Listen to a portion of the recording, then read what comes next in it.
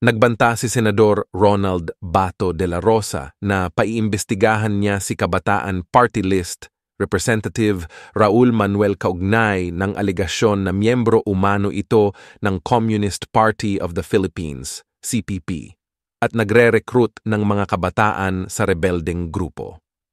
Na papasukin daw yung ICC. Tuwa itong tao na ito. Talagang tuwang-tuwa siya na imbestigahan ako ng ICC. Tingnan natin ngayon, ikaw ang imbestigahan ko. Wala kayong plano na sunugin yung bahay ko. Sabi daw nila, mabait daw kayo noon, sir eh. Ha? SPN, mabait daw kayo eh. Kaya wala kayo dun sa OB. Mabait ako. O sabi nila. Very good. Very good. Bukuha ng pera sa gobyerno for their existence and survival ay kinakalaban yung gobyerno. Di ba? Anong tawag natin sa ganung klase yung mga tao? Di ba? And si Raul Manuel po, so ito na yung kwento ko. Kapakagalitan ako ni Raul Manuel na ito. Giginhawa muna po ako. Disclaimer lang, hindi ko po nakita si Raul Manuel personally. However, ako po, kasama ko po si Eric Casilaw sa Sitio Balacayo, Barangay Namnam, San Fernando, Bukidnon. Kami po ang nag-facilitate ni Raul Manuel, kasama si Daniel Villosa, kasama ni Kurt Russell Sosa, kasama ni Angeli Fortich, basta marami silang kasama. 16 of them, ko po yung may hawak ng recommendation letter nila. Kasi po yung harboring site namin ay ilang kilometro lang sa harboring site ng unit ko. Hindi po ako nandun physically sa unit ko dahil I was pregnant. So doon po ako sa regional headquarters pero napakalapit lang po namin sa kanila. So I facilitated them. Una natulog sila sa UCCP Haran and then kinabukasan doon sila dumaan sa barangay San Jose sa San Fernando Bukidnon. Tama ba ko, di ba? Oh. Tapos dumaan sila sa Salog River. I-explain ko saan sa dumaan, baka sabihin hindi ko alam.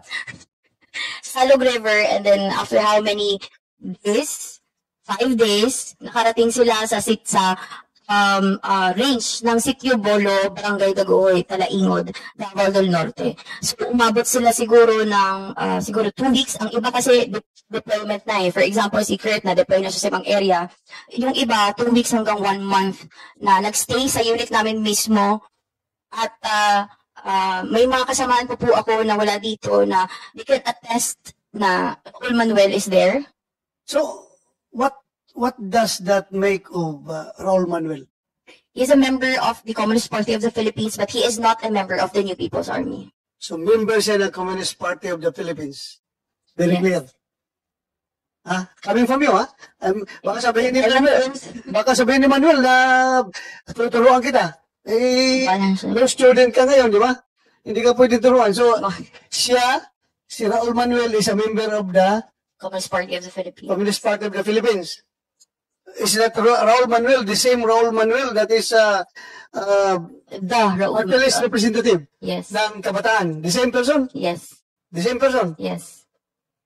So, puro kasinungaling yung sinasabi niya na wala siyang koneksyon sa CPP, NDF. Balas ng buhay niya. Ha? Yes. For the record, for the record. Yes. Yes, he will deny it. No, the same as what we did nung nasa legal front organizations pa. We always deny because it is our responsibility to hide our identities na kami ay mga membro ng underground mass organization at members ng Communist Party of the Philippines. So for the record, just for the record. For the record. For the record, you are categorically speaking that he is a member of the Communist Party of the that Representative Raul Manuel of Kabataan Party List is a member of the Communist Party of the Philippines. Yes. So very clear yan. Yes. So kung siya ay nagdi-deny, nagsisinungaling siya. Yes. Okay. Because that is your usual modus operandi. To deny every time you're being asked. Yes. Am I correct? Parte sa mandato ng National Youth Commission ng pangalan Youth in Nation Building Act. Ang mga kabataan Pilipino, niyayaya niyong mag-aral at tumulong sa bansa para gumanda ang ating bansa. Ngayon, makikita ninyo sa ibang mga paaralan, nandun yung ibang kabataan, yayayain, ma-radicalize, ma-orient tungkol sa kaliwa. So, i-introduce mo dun sa bata yung pagiging extreme, yung mga ideology na magdadala doon sa bata sa kapahamakan. At pag nakita mo yung potensyal ng bata bilang isang radical na talaga, sinasama mo sa rally, paulit-ulit, pagsasalita laban sa gobyerno, mula sa pagiging radicalized sa extreme na ideas, magiging violent extremist, di ba? From extreme to violent extremist. At makakakyat sa bundok at magiging NPA. Ang hindi naman sinasabi sa ating mga kabataan, pag akyat mo doon, yung mga patungkol sa ideology ay mawawala na. Bakit? Nung hinikayat kang umakyat, ang dami niyong pinagsasabing pagbabago sa ating bansa. Gusto niyong tanggalin lahat ng pagkakamali sa ating bansa. Pero pagdating niyo sa bundok, in reality, ma-realize niyo na kaya nabubuhay ang mga kabataan doon, ang mga NPA doon, dahil nanununog sila ng cell site, nanununog ng mga truck, at mga kagamitan ng mga negosyante at ginagamit pagpapaunlad ng iba't ibang panayunan at ng ating bansa. Doon sa parting yon, mawala na yung ideology. That is plain terrorism. And yung mga kabataan, hindi naman makababa. Nakakarinig tayo ng balita na yung mismong kababaihan na NPA, nagagahasan ng commander nila. Walang magsasalita para sa kanila. Hindi sila makakakuha ng hustisya sa mga ganong pangyayari. Hindi rin sila makasuko at makababa dahil natatakot sila doon sa mga kasamahan nila, baka patayin sila o patayin ng kanilang pamilya pagbaba. So bakit na-alarma ang National Youth Commission? Kasi po last week naglabas ng isang promotional video ang NPA para mag-recruit ng mga kabataan ngayon. With the permission of your honor, can you kindly play for the 1-minute video na pinapakalat nila sa buong bansa last week? Go ahead. Thank you, sir. Ay, hindi po yan, yung isang video, yung nagre-recruit sila.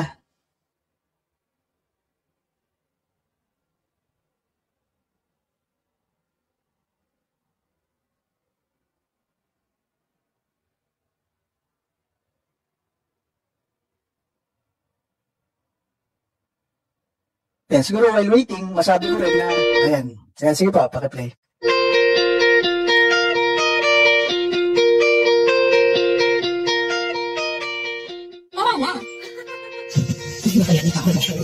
Wow, 18 taon pataas ka na ba? Gusto mo bang baguhin ang iyong kalagayan? Handa ka bang maglingkod sa bayan?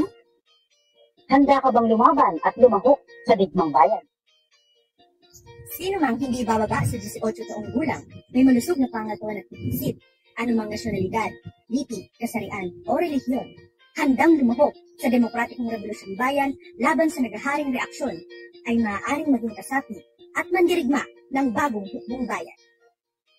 Tara, sapi na sa NPA.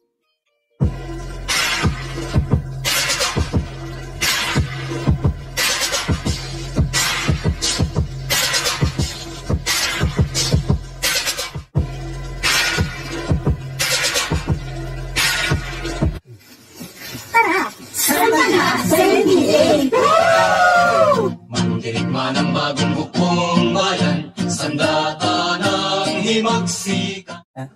So, Your Honor, yan, isang video na kumakalat last week lang. Kaya kami na-alarma sa NYC at nakipag-tulungan dito sa inyong opisina at sa ating mga kasama ngayon dito. Talaga tinatarget ng NPA ngayon yung recruitment ng mga kabataan. Ginagawa pa nilang very trendy, di ba? Nagjo-joke-joke pa kayo kunwari sa bundok patungkol sa recruitment para makuha niyo yung trend sa kabataang Pilipino. Ang masabi ko dyan, talagang kailangan labanan ng gobyerno yung ganyan. Hindi nagiging pag-asa ng bayan ang ating mga kabataan kung ilalayo mo dun sa batas ng Youth and Nation Building. Yung dinadala mo yung mga kabataan para tumulong sa bansa. At hindi tayo nagsalita ngayon, hindi tayo nanindigan, nagpakita lang tayo ng wala tayong pakialam sa mga ganitong klaseng video at recruitment, ipinapasa natin sa susunod na henerasyon ng mga Pilipino, itong recruitment na ito. Baka ma-recruit sila nang hindi nila alam na yan na palang akin ang kanilang buhay. Isang masabi ko bilang NYC chairman, ang mga kabataan Pilipino at ang mga kabataan in general sa buong mundo, very idealistic lahat. Gustong baguhin ang buhay, gustong baguhin ang pamilya, gustong baguhin ang bansa. Kaya kapag pumasok ka sa college o sa university, minsan malayo ka sa iyong magulang, minsan ma-orient ka ng mga makakaliwa na nagyayaya na baguhin natin ang bansa. Okay naman yun, di ba? In a very idealistic way. Pero when they are introducing modules and orientations na very extreme na ang sinasabi na, kailangan paglingkuran ng sambayanan, serve the people by going to the mountains and overthrowing the government and killing our government troops. Doon yun na mapapansin na yung extreme ideology dinadala ka sa pagiging violent extremist, di ba? Ang in general naman, ang masasabi natin dyan kapag tayo nakikipag-debate dun sa ibang mga leader ng mga makakaliwa, ang mga kabataan, hindi nila napaglilingkuran ang sambayanan by joining the NPA. Dahil ang sambayan ng Pilipino ang nagtayo sa gobyerno, ang sambayan ng Pilipino ang sumusuporta sa ating mga tropa ng gobyerno, at pag dinala mo ang mga kabataan sa bundok para pumatay ng mga tropa ng gobyerno, pumatay ng kapwa Pilipino, mangikil sa kapwa Pilipino, at kayong pabaksakin ng gobyerno, hindi mo pinaglilingkuran ang sambayanan. That is part of the extremist ideology na gusto nating tutulan. Baka kasi pag hindi tayo nagsalita, yun yung maging tradisyon sa ibang universidad na kapag ikaw gusto mo maglingkod sa sambayanan, kailangan mo labanan ng gobyerno. That is wrong. Kailangan magsalita. Ang National Youth Commission, Department of Education, Commission on Higher Education, ating mga kaalyado sa gobyerno at ang sambayan ng Pilipino, na gusto nyo ba ang inyong anak, apo, pamangkin at kapwa kabataan na tsinatsagaan yung palakihin ng ayos, hindi masugatan, hindi mapariwara, ng ilang taon, mula pinanganak ninyo hanggang maging koleyo, hayaan nyo bang ma-recruit nitong mga to? Madala sa bundok at hindi nyo na makita tuwing Pasko at birthday nila. Dahil lamang nagkulang tayo sa ganitong proceedings na ipakita na mali ang klase ng recruitment na ito sa hanay ng mga kabataan Pilipino.